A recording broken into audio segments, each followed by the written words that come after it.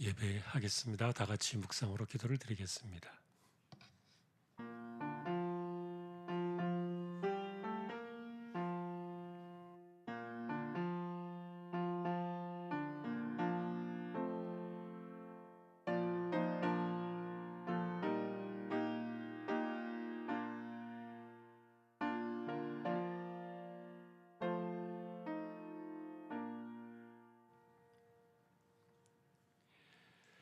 내 짐을 여호와께 맡기라. 그가 너를 붙드시고 의인의 요동함을 영원히 허락하지 아니하시리로다. 아멘. 하나님을 예배합니다. 저희들을 세워주셨습니다. 부족한 심령들입니다. 성령님 붙들어 주시고 또 예배를 주장하셔서 하나님 홀로 영광을 받으시옵소서. 예배의 시종을 의탁하오며 전기하신 예수 그리스도의 이름으로 기도하옵나이다. 아멘. 찬송가 438장입니다.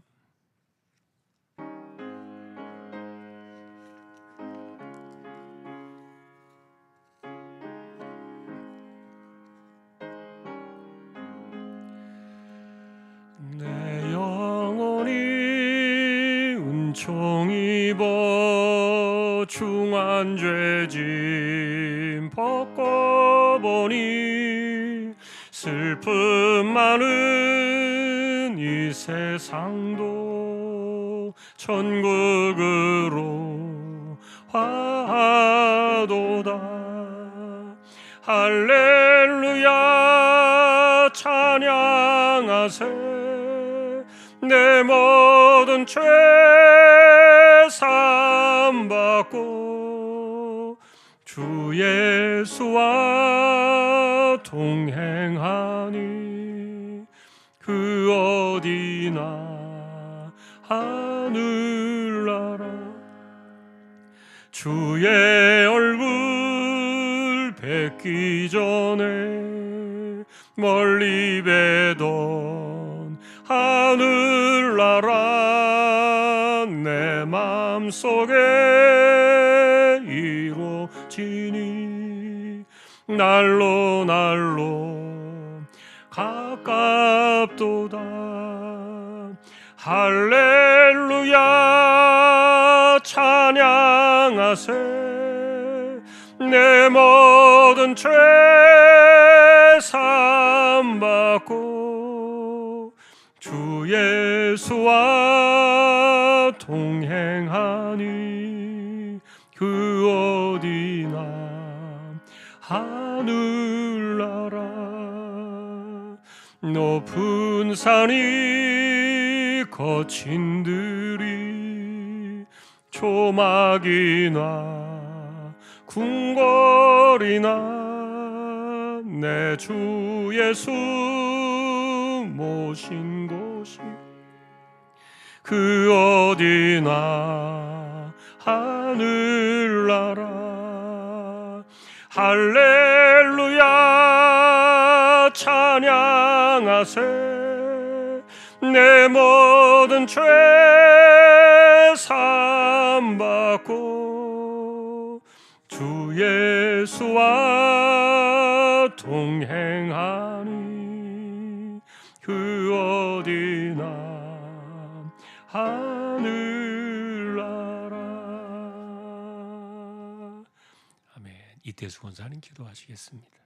하나님 아버지 감사합니다. 이렇게 비가 오는 가운데서도 주님의 자녀들 예배하러 나왔습니다. 우리 예배를 받아 주시옵소서. 내 짐을 여호와께로 맡기라는 표어로 24년을 출발하였습니다. 우리의 어떤 상황 속에서도 요동하지 않고 주님께 맡기고 아버지의 자녀다운 모습으로 기도로 승리하는 한 해 되게 하여 주시옵소서.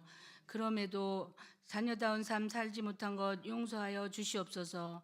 하나님 아버지, 우리 안에 내 안에 내가 있는 것이 아니라 내 안에 주님이 계셔서 우리를 드러내지 않고 주님을 드러내는 헌신의 모습이 되게 하여 주시옵소서. 기도로 준비하고 세운 모든 행사들 잘 치르게 하시니 감사합니다. 모든 행사들을 통하여 하나님이 하셨다고 느껴지는 놀라운 일들을 경험하게 하시고 그 경험을 통해 믿음이 단단해지는 계기가 되게 하여 주시옵소서. 말씀 들고 가정가정 찾으시는 가정신방과 대신방 위에 하나님이 함께 하셔서 은혜가 넘치는 신방들이 되게 하여 주시옵소서. 4월에 있을 선거에도 하나님이 개입하셔서 나라를 위해 헌신하는 신실한 일꾼들이 선출되게 하여 주시옵소서. 말씀을 전하시는 목사님께 함께 하셔서 건강과 지혜와 능력을 허락하시고 몸이 아픈 분들, 지친 분들, 상처된 분들이 치유받고 위로받고 기쁨이 되는 모두에게 은혜가 되는 귀한 말씀이 되게 하여 주시옵소서. 감사드리며 예수님 이름으로 기도드립니다. 아멘.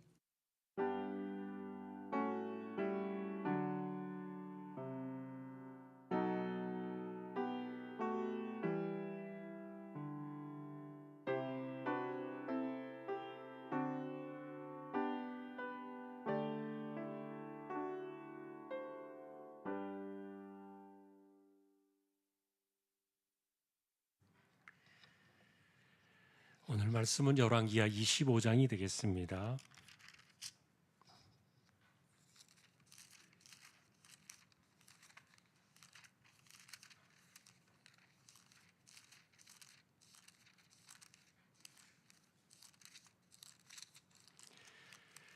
한 절씩 교독하겠습니다.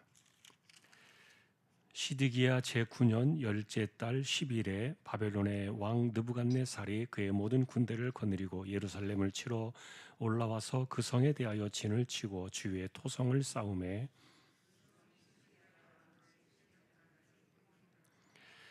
그해 넷째 달 9일에 성중에 기근이 심하여 그 땅 백성의 양식이 떨어졌더라.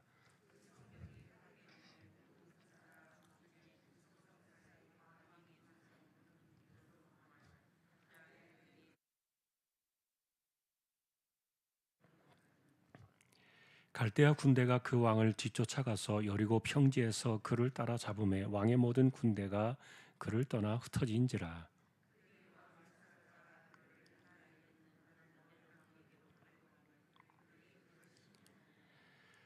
그들이 시드기야의 아들들을 그의 눈앞에서 죽이고 시드기야의 두 눈을 빼고 놋사슬로 그를 결박하여 바벨론으로 끌고 갔더라.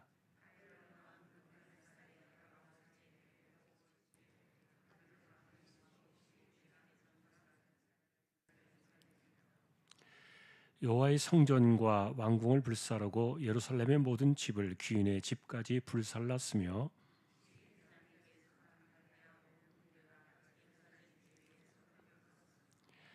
성중에 남아있는 백성과 바벨론 왕에게 항복한 자들과 무리 중 남은 자는 시위대장 느부사라단이 모두 사로잡아 가고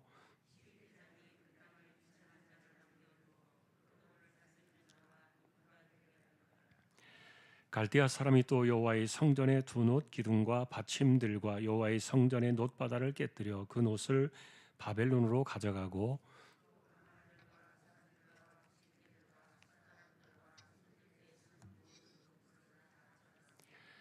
시위대장이 또 불 옮기는 그릇들과 주발들 곧 금으로 만든 것이나 은으로 만든 것이나 모두 가져갔으며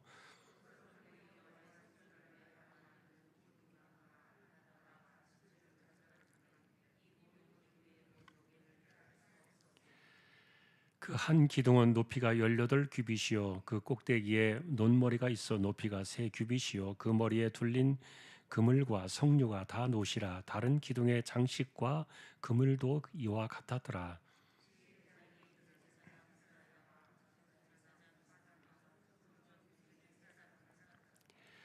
또 성중에서 사람을 사로잡았으니 곧 군사를 거느린 내시 한 사람과 또 성중에서 만난 바 왕의 시종 5사람과 백성을 징집하는 장관의 서기관 한 사람과 성중에서 만난 바 백성 60명이라.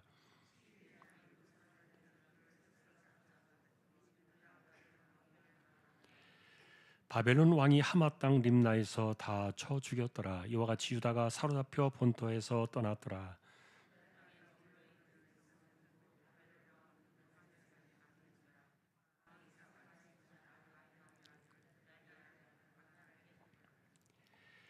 모든 군대 지휘관과 그를 따르는 자가 바벨론 왕이 그달리아를 지도자로 삼았다 함을 듣고 이에 느다니아의 아들 이스마엘과 가랴의 아들 요하난과 느도바 사람 다누멧의 아들 스라야와 마아가 사람의 아들 야사니아와 그를 따르는 사람이 모두 미스바로 가서 그달리아에게로 나아가매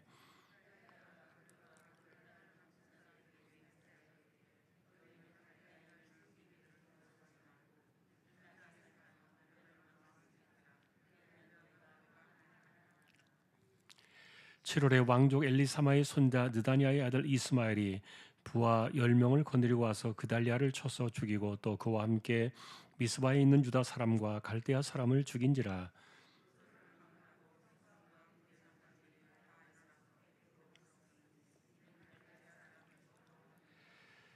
유다의 왕 여호야긴이 사로잡혀 간 지 37년 곧 바벨론의 왕 에윌 무로닥이 즉위한 원년 12월 그달 27일에 유다의 왕 여호야긴을 옥에서 내놓아 그 머리를 들게 하고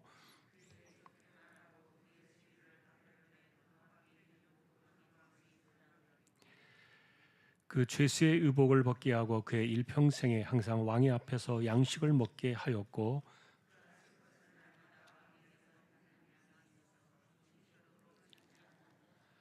아멘. 교회 소식은 주보를 참조하시기 바랍니다. 4구역 구역 찬양 드리겠습니다.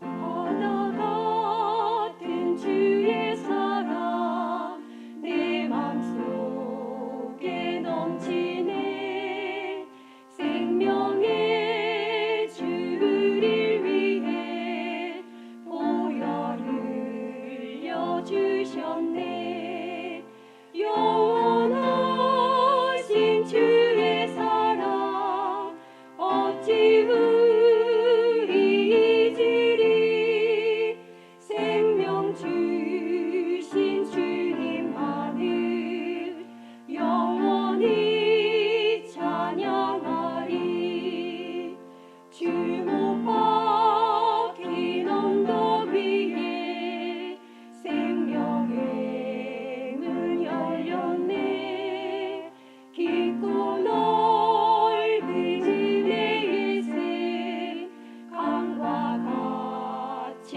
흐르고 하나님의 긍휼하심 이 땅 위에 넘치네 평강의 왕 주님 예수 세상 죄 구속했네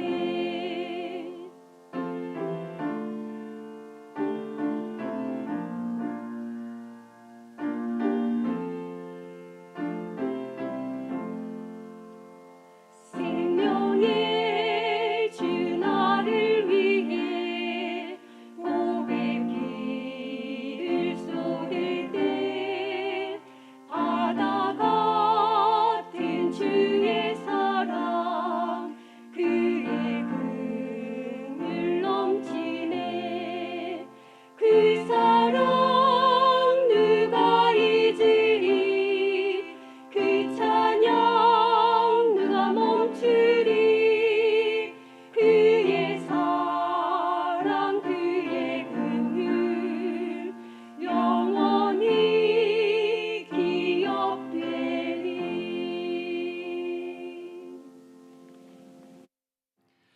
아멘.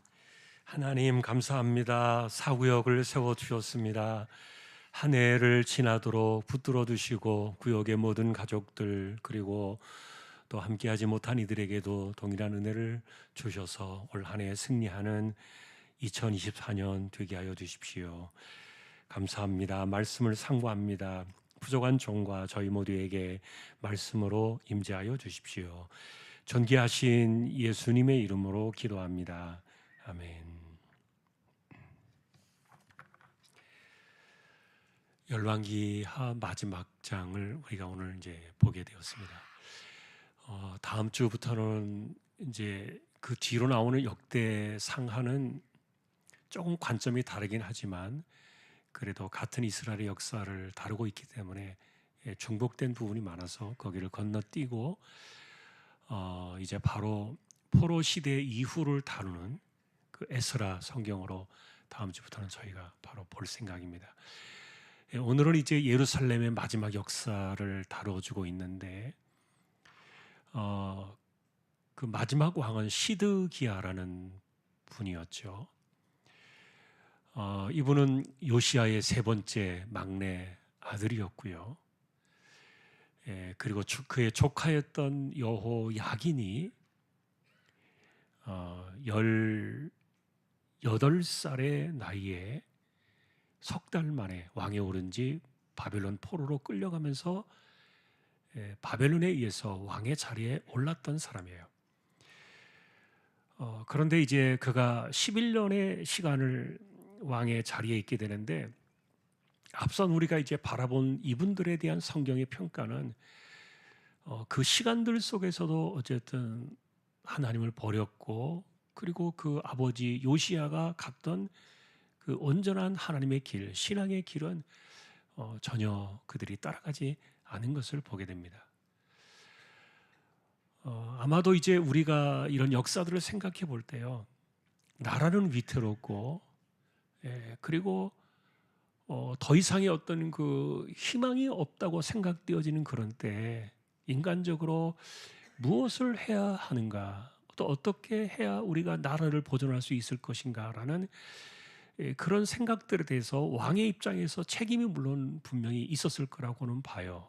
그런데 이런 때 하나님께서 예레미야라는 사람을 통해서 계속 던져두신 메시지는 뭐냐면 항복하라는 겁니다.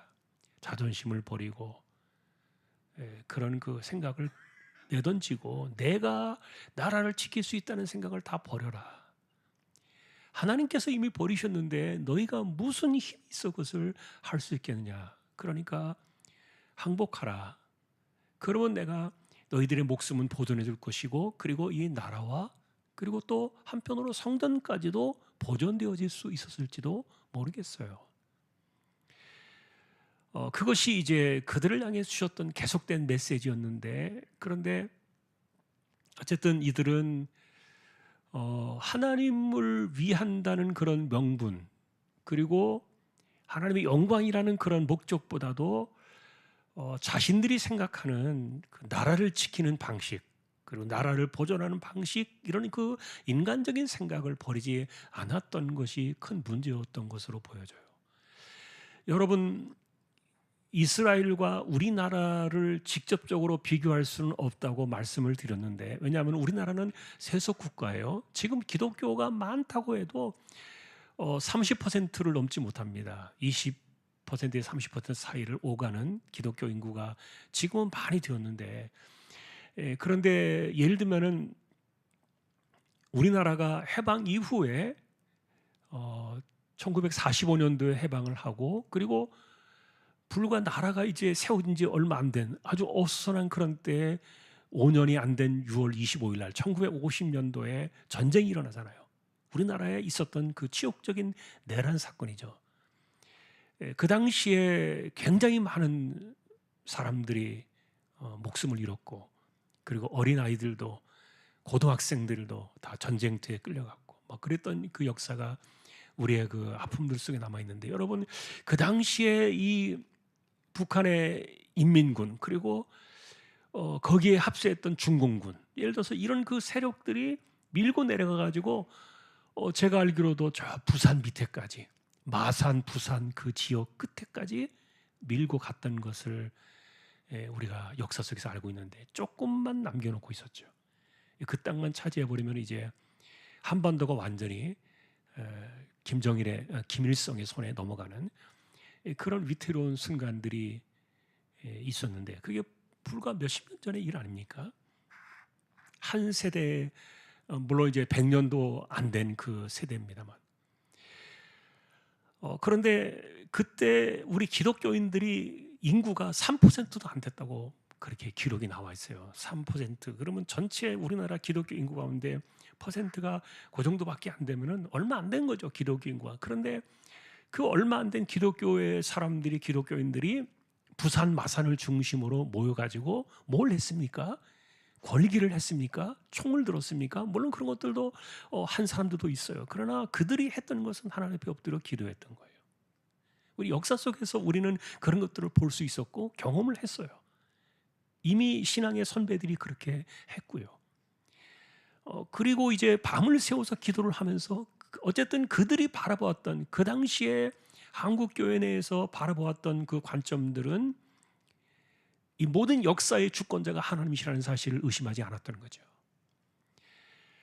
그리고 하나님의 섭리 속에서 하나님의 허용하심 속에서 이런 그 악한 전쟁들도 일어나고 때로는 그것이 악한 자들을 응징하고 징벌하고 심판하는 이런 사건들로 번지기도 하고 그렇지만 어쨌든 중요한 것은 그것이 기독교인들의 죄는 아니었고 그리고 우리나라는 그 당시에 90% 이상이 세속 종교였고 세속 국가 아닙니까? 그러니까 불교나 뭐 유교를 종교처럼 떠받드는 사람들이 많았고 그리고 토속 신앙들이 많았고 우리나라는 90% 이상이 이런 그 잘못된 우상이나 다른 종교나 이런 그 샤머니즘에 빠져 있었던 그런 나라였는데 그런데 얼마 되지 않는 그 작은 수의 이런 그들이 하나님 앞에 어떻게 기도를 드렸는가 하는 그 기록들은 고스란히 남아 있어요. 하나님께서 어떻게 그래서 이 세력을 다시 밀어 올리셔가지고 이 땅을 보존하셨는가 하는 것들은 우리가 기독교의 입장에서 기독교적인 신앙의 입장에서 바라본다면 하나님이 하셨다 그렇게 봅니다. 하나님이 해주셨다. 정말 어쩌면은 이 나라가 공산 국가로 완전히 다 덮여져 버릴 수도 있었던 지금 북한이 겪고 있는 그런 참상들이 이 땅에서 여기에서도 여전히 펼쳐질 수 있었던 그런 환경들을 하나님께서 거두어 주시고 우리에게 이렇게 은혜로운 그런 삶을 허락해 주셨는데 그러나 이제 우리가 이제 제가 이 이야기를 드리는 이유는 그렇게 예루살렘이 위험하고 성전이 위태롭고 정말 하나님의 영광과 하나님을 위한다는 그런 그 신앙의 목적들이 있었다면 그들이 엎드려 했었는데 그런 것들이 전혀 보이지 않은 거예요. 사실 그 이야기는 그 조금 더 거슬러 올라가면은 우리가 바라볼 수 있었던 요시야 그 위로 히스기야라는 사람을 볼 수 있었잖아요. 물론 그가 노년에 말년에 자신의 삶을 잘 다스리지 못한 그런 불행한 역사가 있음에도 불구하고 히스기야가 아수라는 그 엄청난 그 상대를 맞서서 하면서 그가 했던 것은 무엇이었습니까? 하나님 앞에 올라가서 기도를 드렸던 것. 우리는 그런 역사를 또 알고 있단 말이에요. 그래서 만일에 정말 이 마지막 요시야의 세 아들들이 신앙의 관점으로 그 나라를 정말 지키고 그리고 하나님의 뜻이 어디에 있고 하나님의 주권이 지금도 역사 속에서 어떻게 미치는가를 분명히 믿고 알았더라면은 아마 기도의 소리가 곳곳에서 울려 퍼져야 되고 그리고 사람들이 모여 있을 때마다 하나님 앞에 엎드려 기도를 드렸어야 했는데 그런데 전혀 그런 모습들은 하나도 찾아볼 수가 없는 거예요. 우리는 그 성경을 예레미야서에서 자세히 볼 수가 있어요. 그들이 모여서 기도했다는 그런 기록이나 흔적들은 하나도 남아있지 않아요. 그러니 나름대로 자기가 정치적으로 뭐 외교 수단을 쓰고 뭐 누구를 도움받고 뭐 여기저기 이렇게 힘을 얻어가지고 나라를 좀 보존해 보려고 시드기야가 애를 썼지만 그러나 결국 이런 것들이 찾아온 이유는 무엇이었습니까? 므낫세 이후로 하나님을 저버리고 우상의 길로 빠져든 그 백성을 하나님께서 버리시기로 작정하셨기 때문에 찾아온 아픔이었거든요.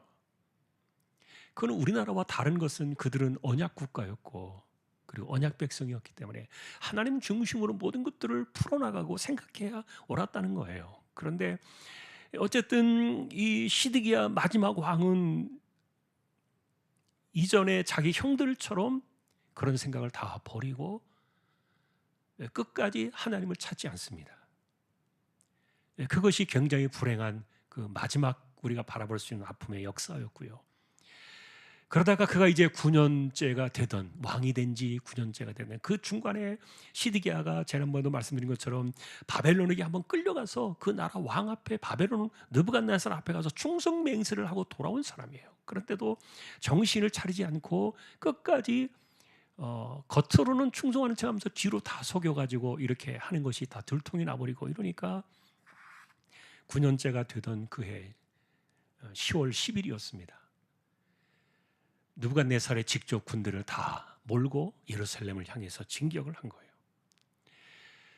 그리고 지난번에 말씀드렸던 것처럼 예루살렘 그 도성은요, 이 동쪽만 이렇게 산 능선과 같이 이렇게 있고 그 서쪽, 남쪽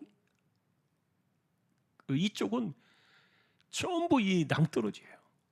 거기로는 사람이 들어올 수가 없는 땅이에요. 천혜의 요새예요.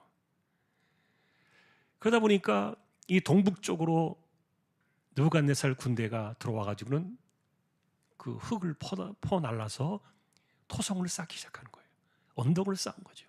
그 예루살렘 그 성벽 높이만큼 흙덩이를 올려 가지고 쌓아 올려서 결국 그 높이에서 이 예루살렘 성벽을 무너뜨리게 되는데, 10월 10일 날 이 작업이 시작되어 가지고 그 이듬해 1년이 지나고 이듬해가 아닌 그 다음 해인 1년 6개월이 지난 4월 9일 날, 시드기야 11년째 되던 4월 9일 날 성벽이 무너지기 시작했던 거예요.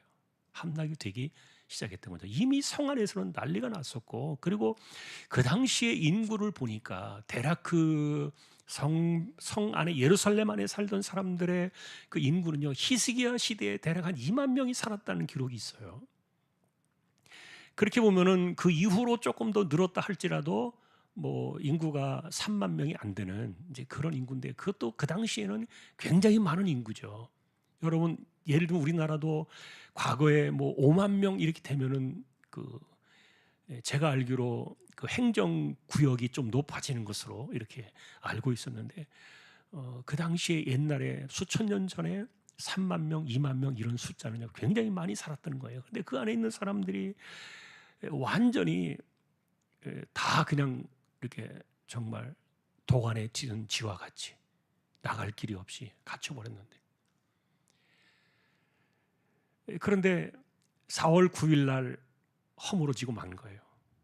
1년 6개월 동안 버티다가 그 성벽이 허물어진데, 그 허물어진 그 틈을 타서 야밤 도주를 합니다. 시드기야가 자기와 함께한 몇 사람을 데리고 야밤 도주를 해서 그 당시에 가나안 요단강 쪽으로 있는 여리고성 있는 그쪽으로 요단강을 건너가지고 암몬 쪽으로 도망을 가려고 했던 것 같아요. 그래서 요단강 쪽으로 내려가는 그 여리고성 평지로 아라바 광야로 도망을 가는 것을 이제 들켜가지고 거기에서 붙잡혀서 끌려오게 됩니다. 근데 그 당시에 느부갓네살은 예루살렘 그 현지에서 지휘를 하고 있었던 것이 아니고 다메섹 북쪽 위에, 그러니까 이스라엘로 보면은 아람이라는 나라 그 위쪽으로 한참 위쪽에 있는 그 도성에 본부를 만들어 놓고 예루살렘을 치고 있었는데 거기까지 끌려가는 거예요. 혼자만 끌려갔겠습니까? 그 주변에 있던 사람들 다 끌려가고, 그리고 시드기야와 함께 도망가던 그 왕의 군대 장관들은 뿔뿔이 흩어져서 숨어버리고요. 근데 이 사람들이 또 마지막까지 문제를 일으키게 됩니다만, 어쨌든 이렇게 시드기야가 4월 9일 날 그날 하루를 넘기지 못한 채 도망가다가 잡혀가지고 림나로 끌려갔는데, 근데 거기에서 두 눈이 뽑힌 거예요. 그리고 그 눈이 뽑히기 전에 아들들을 데려다가 시드기야 앞에서 그 어린 10대 아이들을 죽입니다. 그 아버지의 눈앞에서 아들들을 죽인 거죠. 그리고 나서 이제 이 두 눈을 뽑고, 그리고 발에 쇠사랑을 채워가지고 그를 끌고 바벨론까지 데리고 가는 거예요. 거기서 어떻게 되었나요? 죽은 거죠. 그렇게 쇠사랑을 차고 그 먼 길을 끌려갔는데 살아남을 사람이 없죠. 거기 가서 아주 이름도 없이 처참하게 세상을 떠나고 끝나고 만 건데, 그래서 그 당시에 너무 이렇게 눈도 빼고 아들들도 죽이고 막 이런 것이 너무 잔인하지 않나 이렇게 생각을 할 수도 있는데, 실제로 그 잔인함 때문에 바벨론이 멸망을 합니다. 그것은 예레미야서에 나와요. 하나님께서 예루살렘을 심판하시고 그들의 그 신앙의 죄를 다시 이렇게 징계하시기 위한 방식으로 그들을 허용하시지만, 그러나 그들이 도를 넘어서고 있었어요. 이거 왜 도를 넘어섰는가 하면은 시드기야를 이렇게 처참하게 죽인 것 정도는 그 당시에 포로로 끌린 왕들은 눈을 빼는 것이 보통 일들은 아니었습니다. 그냥 일반적인 일들이었다는 거예요. 아수르 때도 그랬고요. 그리고 나서 한 달이 지난 4월 9일 날 망하고 나서 무너지고 난 이후에 한 달이 지난 5월 7일 날 느부사라단이라는 행정군대 장관이 예루살렘에 옵니다. 그리고는 나머지가 어떻게 되었는가를 다 살피는 거예요. 무슨 일을 했느냐? 남아있는 집을 다 불태워버렸어요. 그리고 조금이라도 남아있는 성벽을 허물어버렸어요. 하나도 그 이후의 사건들을 일으키지 못하도록 완전히 짓밟아 놓은 사람이 5월 7일 날 들어온 느부사라단의 이 시위대장이 그렇게 한 거예요. 그리고는 그때 사람들을 많이 끌어갑니다. 예레미야는 그때 끌려간 사람들이 겨우 숨어서 살아 있었던 사람들 830여 명이 끌려갔다 이렇게 나와 있는데, 그 사람들 말고도 이 행정가들, 그리고 군대 지휘관들, 그리고 또 성전을 지키고 있었던 제사장 관련된 사람들이 끌려가서 시드기야의 아들들이 죽던 그 림나에서 다 죽임을 당해요. 아주 그냥 무참하게 살해를 합니다. 인정사정 볼 것 없이 사람들을 그렇게 죽이고, 그리고 깨끗하게 그것을 싹 불태워버린 거예요. 예루살렘이라는 그 도성 자체가 흔적도 없이 사라지고 말았어요. 성전도 허물어지고 성벽도 허물어지고, 오늘 성경에 보면은 그들이 성전에 있었던 마지막 기물들까지 하나도 남김없이 다 가져갔다 이렇게 말합니다.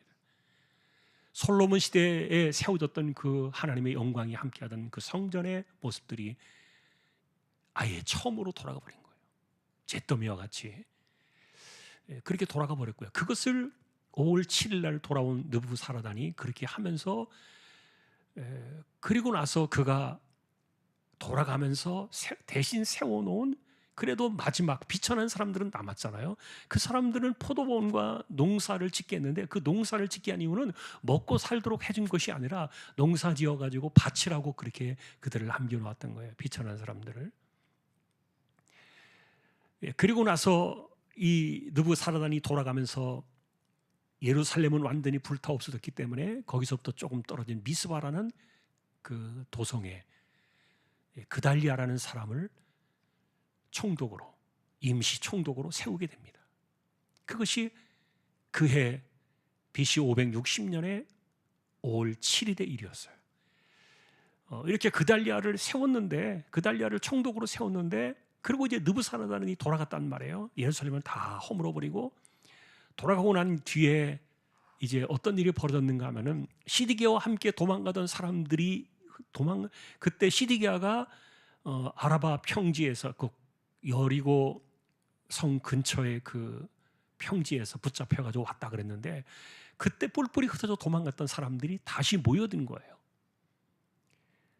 그리고는 그달리아를 찾아와서 총독이 되었으니까 어떻게 할까를 묻습니다. 근데 그때 그달리아가 이야기를 해요. 지금이라도 예레미야를 통해 주셨던 하나님 말씀대로 항복해야 된다. 우리가 항복하자. 그러면 살 것이다. 그런데 그 말을 듣고 그들은 끝까지 이 그달리아를 매국노, 반역자로 매도를 하면서 음모를 짜가지고, 그로부터 2달이 지난 7월 달에 기습적으로 들어와가지고는 그달리아를 쳐 죽이고, 그곳에 함께 있었던 바벨론 군대와 그리고 다른 여러 가지 사람들, 유대인들을 다 죽여버리고 애굽으로 도망을 간 거예요. 그럼 그들은 애굽으로 도망가서 어떻게 되었을까요? 목숨을 보존하고 잘 살았을까요? 아니에요. 거기서 그들은 흔적도 없이 사라지고 말아요. 이렇게 해서 이제 예레미야가 아니라 그 예루살렘 성은 그냥 다 무너져 버린 거예요. 여기에 무슨 성이 있었던가, 그리고 여기에 무슨 성전이 있었던가, 그런 그 흔적조차 찾아볼 수 없을 정도로 그냥 다 새까맣게 태워져 버리고 남아있는 건물은 그냥 다 허물어 버렸던 건데, 이런 그 슬픈 역사까지 오늘 기록이 되어 있고, 그리고 나서 이제 나머지 이야기가 훌쩍 시간을 넘겨서 열왕기는 어디까지 이야기를 하는가 하면은 여호야긴의 이야기를 가져옵니다. 그러면서 성경을 끝내게 되는데, 여러분이 여호야긴은 뭐예요? 예루살렘이 망하기 전 11년 전에, 11년이 아니죠. 26년 전에, 26년 전에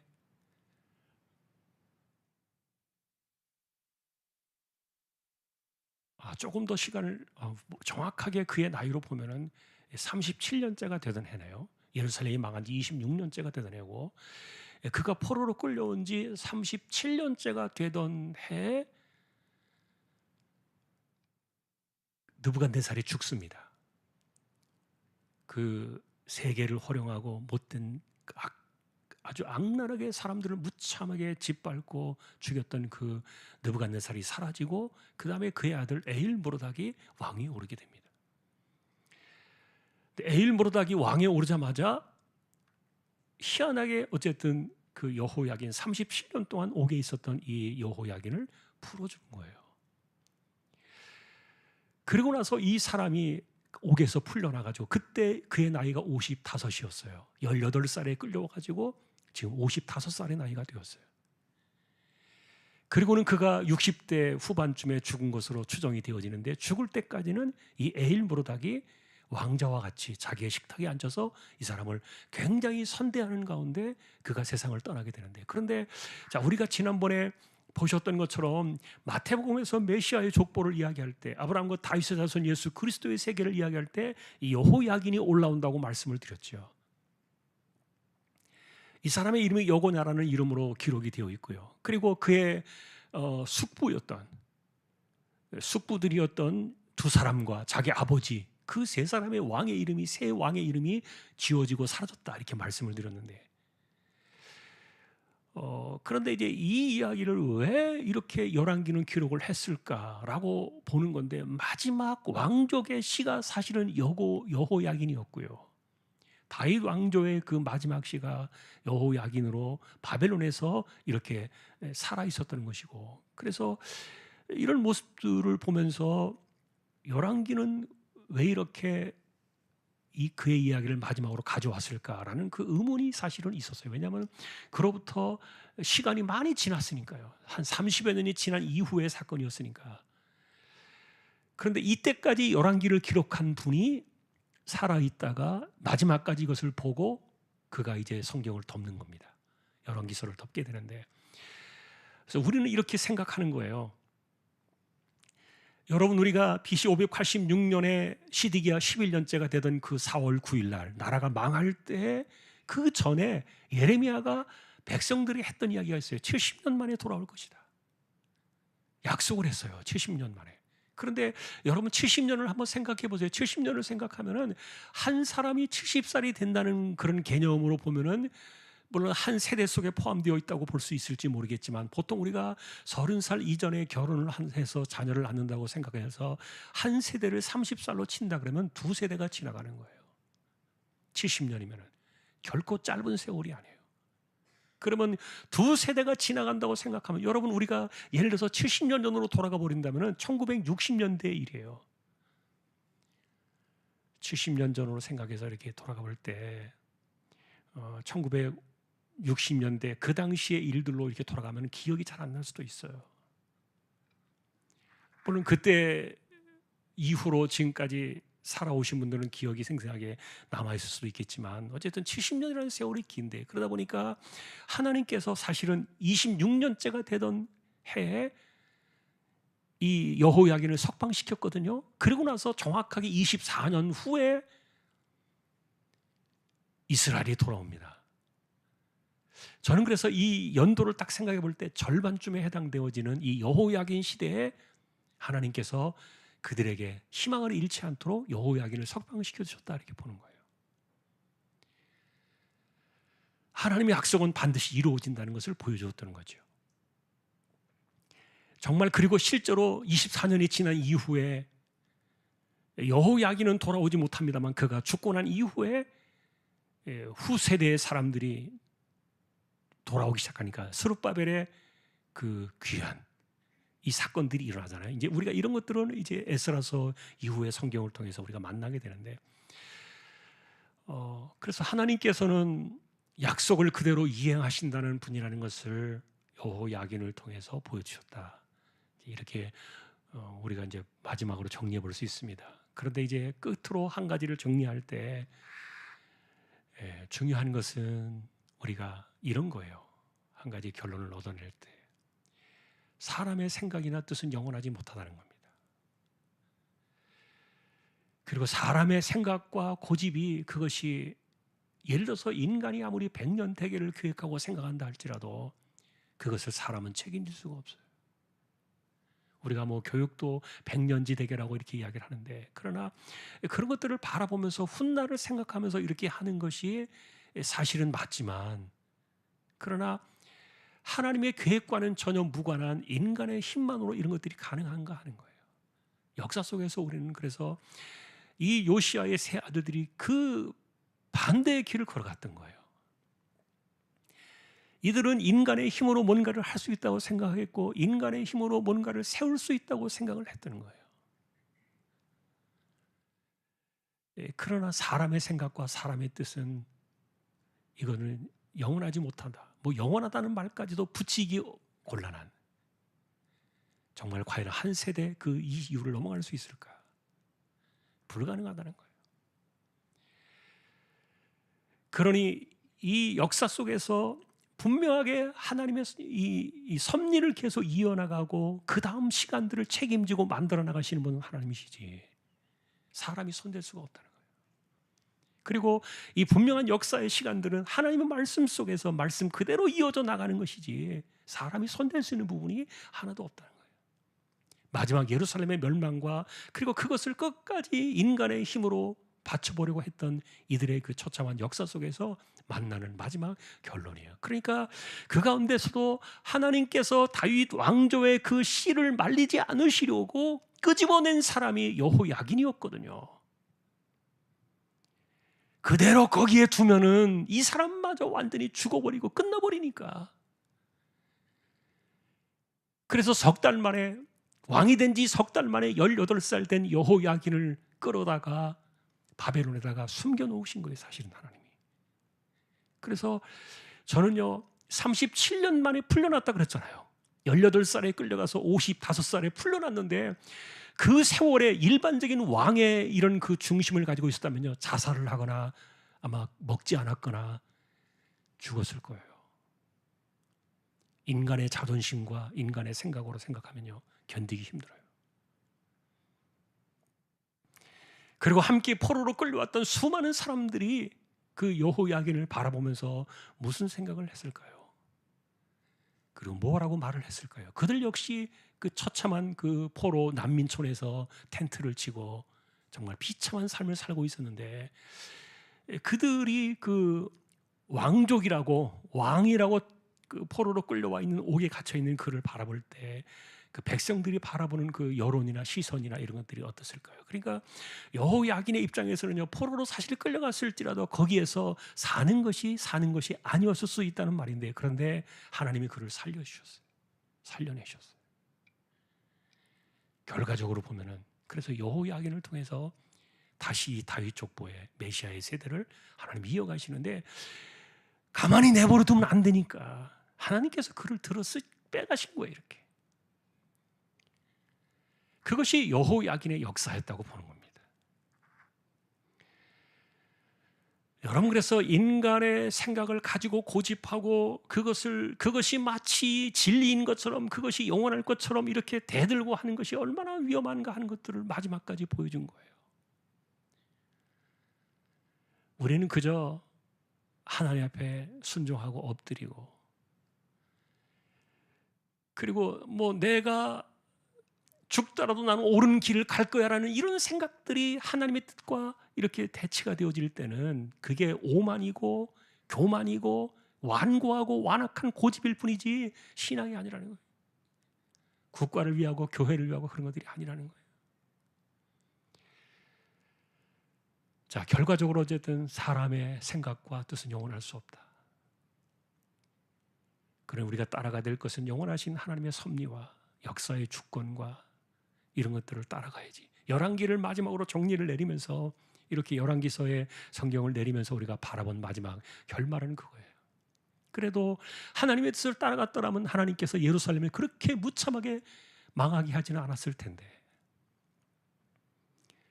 사람의 생각과 사람의 고집이 이것까지 다 허물어버리고 말았던 거예요. 자, 오늘도 우리는 그래서 영원하신 하나님, 그리고 사람은 사라질지라도 하나님은 영원하시기 때문에 하나님의 섭리와 주권의 그 시간은 계속해서 가고 있다. 그리고 나라가 완전히 망했을지라도 지금 이 성경에서 보면 이제 우리가 유대 왕조의 역사로 몇 년 이렇게 나와야 되는데 그게 아니라 바벨론 왕의 역사로 몇 년째 이렇게 나오거든요. 나라도 없어지고 왕도 없어지고 백성도 없어지고 성전도 성벽도 다 없어져 버리고 막.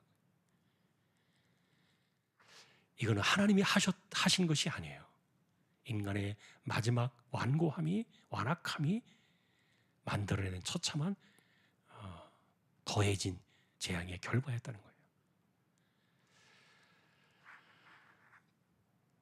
자, 오늘도 우리는 하나님의 주권을 바라보면서 그 주권 속에서 따라가고 순종하며 사는 것이 얼마나 귀한가. 인간의 완고함과 완악함과 고집을 버리는 것이 얼마나 복인가.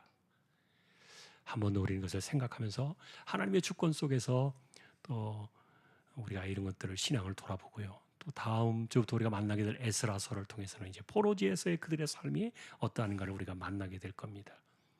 그런 모습들 속에서도 우리에게 주시는 하나님의 교훈들이 또 은혜로 함께할 수 있기를 주님의 이름으로 축복합니다. 찬송가 394장입니다.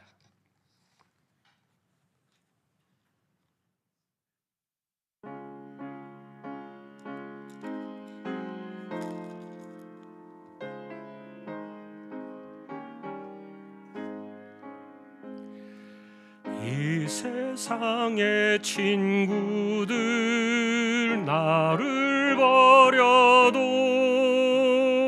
나를 사랑하는 이 예수뿐일세. 예수 내 친구 날 버리지 않네. 온 천지는 변해도 날 버리지 않네. 검은 구름 덮이고 광풍이 일어도 예수 나의 힘 되니 겁낼 것 없네. 예수 내 친구 날 버리지 않네.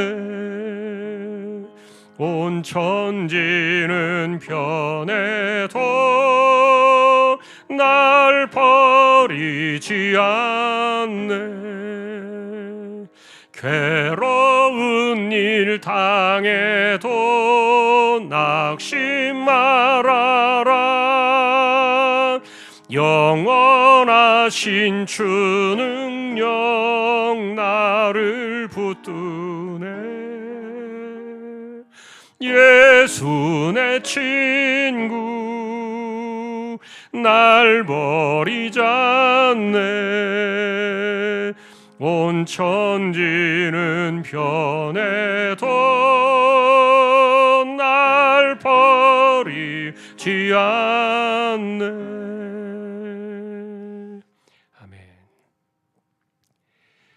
하나님을 저버린 열왕기의 역사가 얼마나 처참하게 끝났는가 하는 부분을 저희가 보았습니다.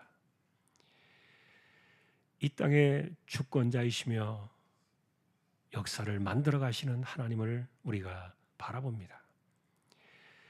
사람의 생각은 절대로 영원할 수 없을 뿐만 아니라 한 세대를 넘기지도 못할 것인데 그런데 하나님의 뜻 앞에 엎드리지 못하는 인간의 완악함이 결국 이렇게 모든 것을 망가지게 만든 이 무서운 교훈들을 우리가 바라보면서 오늘도 우리가 엎드리는 것은 하나님의 뜻과 하나님의 섭리와 말씀임을 기억하며 그 앞에 순종하며 살아가는 삶의 방식을 배우는 우리 모두 되게 하여 주옵소서. 바로 없기는 올 한 해 정말 하나님께 우리의 삶을 맡기는 것이 무엇인가를 좀 더 깊이 깨닫는 한 해가 되게 해주시고, 그래서 하나님께서 붙드실 때 요동하지 않는 삶이 무엇인가를 분명히 경험할 수 있는, 그래서 우리의 삶을 통하여 간증이 더 확장되어질 수 있는 2024년도 한 해가 되게 하여 주옵소서. 우리를 버리기를 기뻐하지 않으시는 하나님, 인간이 하나님을 대적하기 때문에, 인간이 하나님을 버리기 때문에, 말씀을 대적하고 말씀을 버리기 때문에 찾아오는 이런 아픔의 역사들이 우리의 삶에서 꿈에라도 일어나지 않게 하여 주옵소서. 이재용 집사님, 최태경 청년, 신비한 집사님, 조인성 청년, 김한수 청년, 백형래 집사님, 조말순 집사님, 이들을 의탁합니다. 병원 치료받는 이들, 암 치료하시는 분들, 연약한 사람들, 가난한 사람들, 기도의 소원이 하나님께 상달되어져야 하는 응답이 필요한 사람들, 하나님 오늘도 그들을 기억해 주시고, 작은 자의 소리에 귀를 기울이시는 하나님, 오늘도 그들을 불쌍히 여기어 주십시오. 연세 많으신 분들 기력을 붙드시고 맑은 정신 총기가 흐려지지 않기를 원합니다.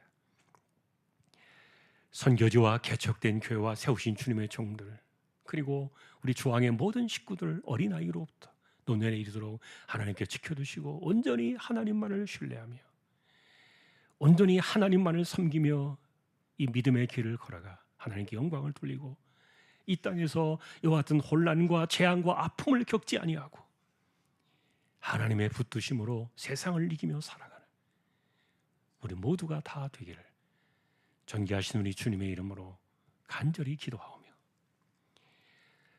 영원토록 우리에게 생명을 주시고 자녀 삼아 주시고 친구와 같이 우리 곁에 함께 하시는 우리 주님 예수 그리스도의 은혜와 하나님 아버지의 사랑과 성령님의 감화 감동 위로 인도 교통 충만하심이 영원하신 하나님의 섭리를 따라 승리의 길을 걷기를 원하는 우리 모든 심령들, 주왕의 가족들 위해 이제로부터 영원까지 함께 있을지어다. 아멘.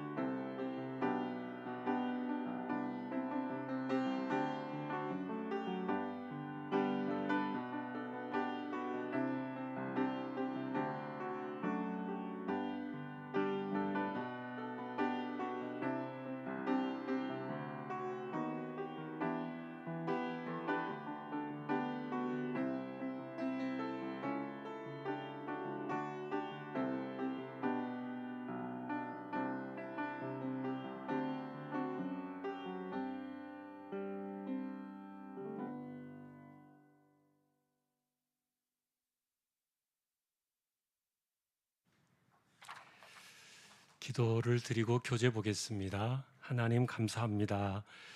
말씀의 지혜를 더하여 주십시오. 존귀하신 예수님의 이름으로 기도합니다. 아멘. 오늘은 거듭난 자의 복음의 삶이 뭐냐, 그 거듭난 자의 우리를 거듭나게 하시는 그 복음의 내용이 뭔가를 사실은 오늘은 그걸 이야기해 줍니다. 첫 번째, 믿음과 소망. 하나님은 창세 전부터 알리신 그리스도를 통하여 우리의 믿음과 소망을 그에게 두게 하신다. 우리의 믿음과 소망은 그분 안에 있는 것이죠. 그 다음에 두 번째, 흠없고 점없는 어린 양 안 된 그리스도의 보배로운 피로 거듭난 사람들에게 하나님은 거룩함과 순종의 은혜를 주셨다.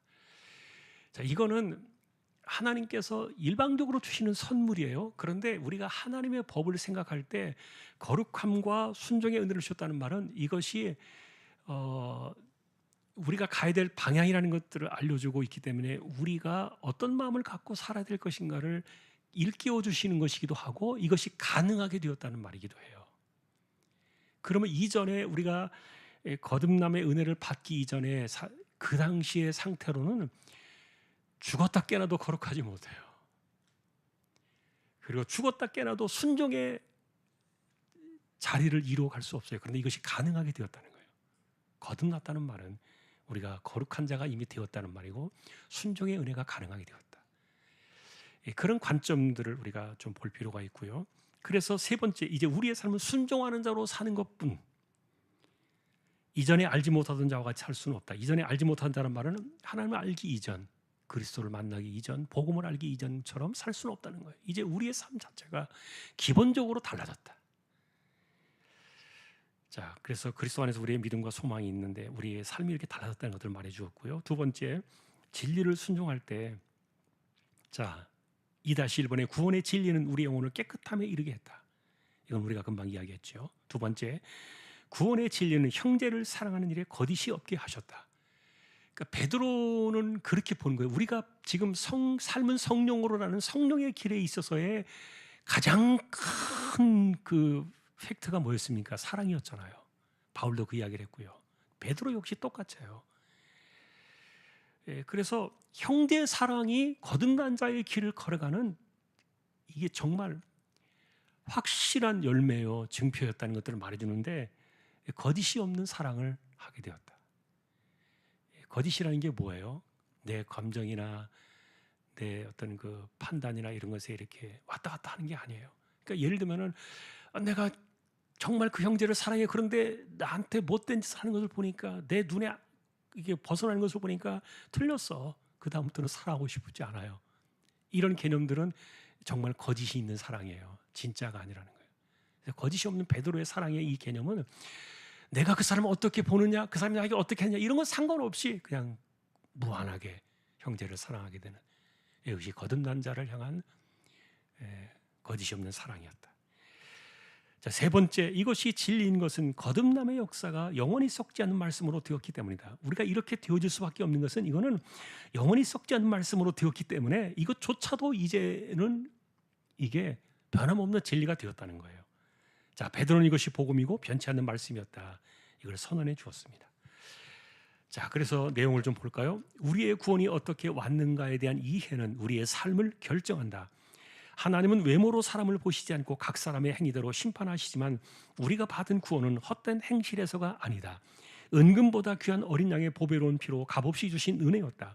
그는 창세전부터 약속하신 언약의 그분으로 때가 되어 오신 하나님의 아들 그리스도이시며 친히 피를 흘려 구속의 자리로 이끄셨다. 따라서 우리는 어린 양을 죽은 자 가운데 살리시고 영광을 주신 하나님께 그리스도로 말미암아 우리의 믿음과 소망을 둘 수 있었다. 우리의 믿음은 하나님께 있다. 베드로는 이런 우리에게 하나님은 성령으로 거룩하게 하셨으며 순종의 은혜를 주셨다고 말했다. 핏부림으로 택하심을 얻은 우리는 순종하는 자녀가 되어 이전에 은혜를 알지 못하던 때와 같이 사욕을 따라 살지 않는다는 거예요. 이게 기본이에요. 이거는 기본. 내가 선택의 문제가 아니라는 거예요. 따라서 진리를 순종하는 우리에게 베드로는 두 가지 결과가 따라옴을 말해준다. 하나는 이전의 죄로부터 영혼의 깨끗함을 얻는 일이다. 우린 이것이 거듭남의 은혜를 보증하는 일방적인 은혜임을 알 수 있다. 우리는 영혼을 깨끗하게 한 적이 없으며 깨끗하게 할 수 있는 능력조차 없다. 깨끗함은 오직 어린 양의 보배로운 피에 근거한다. 바울은 이것을 더 이상 정죄가 없는 영원한 죄 사함이라고 불렀다. 하지만 현실은 우리의 영혼이 깨끗하지 못하다고 지적한다. 죄사함 이후에도 죄성과 육체는 여전히 남아있기 때문이다. 이런 일에 대해 바울 역시 고민을 전했다. 그러나 사도들은 우리의 육체와 죄성에 의존하지 않는다. 도리어 보배로운 어린 양의 피가 우리 영혼을 깨끗하게 하신 사실을 믿고 살게 한다. 이게 이제 진리라는 거예요. 이게 복음이고, 그걸 믿고 그렇게 살려고 하는 것, 살게 하신 것, 이것이 우리의 삶이라는 거죠. 그래서 영혼을 깨끗하게 하신 은혜는 아무런 효과가 없는 선언이 아니라 깨끗한 영혼으로 살 수 있도록 우리를 세우셨기 때문이다. 자, 이걸 복음으로 이야기하는 겁니다. 자, 또 하나의 일은 형제 사랑이다. 깨끗한 영혼은 형제를 겉으로만 보이는 외식이 아니라 거짓이 없는 사랑으로 인도한다. 이 일 역시 우리가 형제를 사랑하는 일이 가능해졌음을 의미할 뿐만 아니라 이것을 믿고 마음으로 뜨겁게 서로 사랑해야 함을 역설한다. 앞에서도 베드로는 믿음대로 사는 삶을 보여야 함을 강조했다. 마찬가지로 형제의 사랑은 진리를 순종하는 이들의 외길이다. 다른 길은 없으며 선택의 문제 또한 아니다. 다시 한번 베드로는 우리를 이런 길로 이끄는 거듭남의 사건이 영원히 살아 역사하시는 하나님의 말씀으로 되었음을 강조한다. 이사야가 예언한 대로 모든 육체는 풀과 같고 모든 영광은 풀의 꽃과 같으나 풀이 마르고 꽃이 떨어도 말씀은 세세토록 변함이 없으시다. 그 말씀으로 이렇게 되었다는 것, 이것이 복음이라는 겁니다. 자, 우리는 이 복음을 믿고 그 길을 걸어가는 것, 이것이 우리의 삶임을 한 번 더 확인할 수 있습니다. 기도드리겠습니다. 감사합니다, 하나님. 우리 주신 복음의 그 진리를 분명히 깨닫고 그 안에서 승리의 길을 걸어가는 저희들 모두 되게 하여 주십시오. 존귀하신 예수님의 이름으로 기도합니다. 아멘. 마쳤습니다.